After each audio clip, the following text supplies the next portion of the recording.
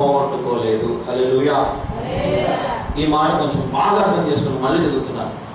మీరు ముఖ్యంగా గుర్తుపెట్టుకోవాల్సిన రెండు మాటలు, మొదటి మాట ఏమో నీకును నీ ఇంటికి నీకు కలిగిన అంతటికి చెప్పు క్షేమము ఉన్నగాక.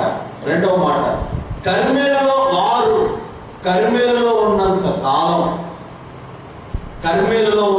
కాలం వారు ఏదియూ పోగొట్టుకోలేదు. హల్లెలూయా.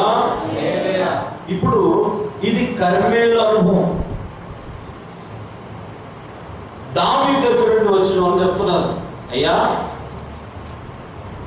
నీకు కలిగినంత క్షేమం, తర్వాత మీ గొర్రెలు కాపుడు మా దగ్గర ఉన్నప్పుడు మేము వాళ్ళకి ఏ హాని చేయలే, వాళ్ళని ఏ కీడు చేయలే, వాళ్ళని మేము ఎక్కడ ఇబ్బంది పెట్టలా, వాళ్ళు మా దగ్గర సురక్షితంగా ఉన్నారు, మంచిగా ఉన్నారు.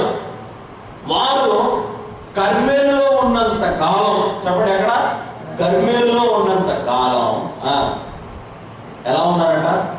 ఏది పోగొట్టుకోవాలా? హల్లెలూయా. ఇప్పుడు మిమ్మల్ని అడుగుతున్న ప్రశ్న, మీరు కర్మేలు అనుభవంలో ఉన్నారా? చెప్పండి, ఉన్నారా? కర్మేలులో ఉంటే నువ్వు ఏది పోగొట్టుకోవు. కర్మేలులో ఎంతకాలం ఉన్నావో అంతకాలము ఏది పోగొట్టుకోవు. హల్లెలూయా.